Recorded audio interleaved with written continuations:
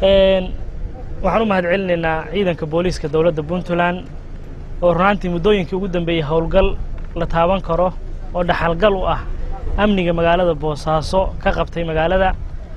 maanta waxaan joognaa saldhigga Baalade oo ciyaaladii iyo dadkii magaalada inta badan laga joogi waayay kuwoodii ugu awoodda badnaa oo guruubyada samaystay oo maanta halkan lagu soo bandhigayay. aad iyo aad baan u bogaadinayaa shaqada ay wadaan taliyaasha saldhigyada oo dhawaan taliyaha ciidanku uu magacaabay saldhigyada niman dhalinyaro oo shaqadooda ka adag.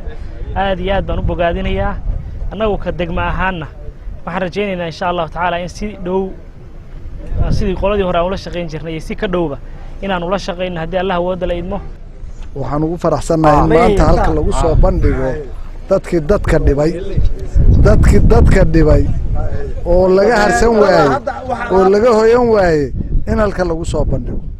inta ka maqanna hadday cid maqan tahay meel kasta ha jirtay waa la keenaya ama waalidkood baa la keenaya. inta in laba jibaarkeed iyo saddex jibaarkeed ka badanna waxay ku xiran tahay mijir.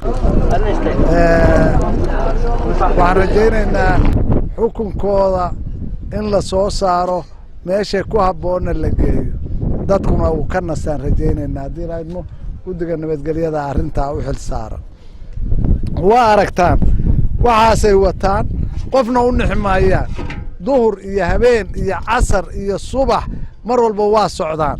dadkan hadda badidood maalin barqadii buu dhiganayaa meeshiisa baashaana hoostu ku wataa.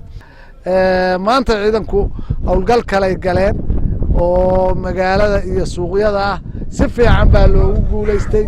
ilaahay idankii waana la wadayaa howlgalladaas ma joogsanayaan waa soconayaan ilaa magaalada nadiif laga dhigo loo sameeyo qaab isku xiran oo guri kasta iyo waxa ka soo baxaya iyo qofka degaya uu la ogaado oo la aqoonsado.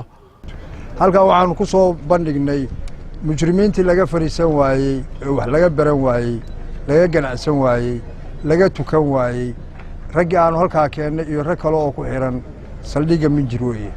intii kalena saldhigga Minjir bay ku maqan tahay oo ay joogtaa iyagana saxaafaddaanu horkeenaynaa. raggii magaalada rogay oo magacyada fiican lahaa waxaanu halkaan u soo in dadweynuhu iska gartaan. kolley muddo la arki maayo ilaahay idankii meel fiican oo muxuu ahayday ummaddaanu ka qabanaynaa waa bahalahaas waxaa weeye ummadda waa ka xiraynaa. laakiin hawsha socota iyo sida ciidanka booliiska iyo jananka iyo ciidanka taakulada noo yimi oo gobolka noogu yimi siday wax u qabteen iyo waxay qabteen baan halka ku soo bandhignay. runtii taliyaha guud ee ciidanka muxuu ahayday sareeyo guuto Muxyidiin iyo ciidanka dhammaan nooc kasta yihiinba waayo ciidamada oo dhan baa howlgalkan ka qayb galay dadweynaha ka qayb galay cid kasta oo ka qayb gashay waxa weeye waa aad iyo aad baan ugu mahadcelinaynaa.